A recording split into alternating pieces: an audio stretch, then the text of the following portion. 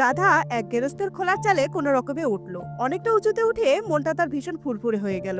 এমন আনন্দ তার কখনো হয়নি। আনন্দে আত্মহারা হয়ে গাধাটি খোলার চালে দাঁড়িয়েই লাফাতে লাগলো, নাচতে শুরু করলো। খুশিতে গাধাটি এমন ভাবে নাচছিল যে নিজের চারপাশের কথা একদম ভুলেই গেল। গাধা লাফালাফিতে খোলার চালের উপর আঘাত পড়তে লাগলো।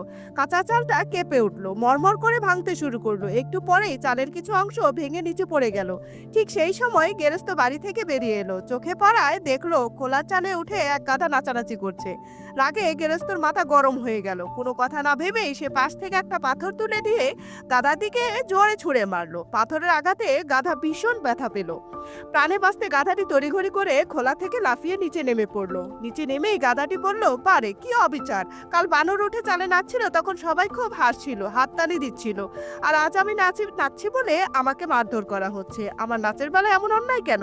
গাধা তখন বুঝতে পারলো যে সবাইকে সব কাজ মানায় না, আর সব আনন্দ সবার জন্য হয় না।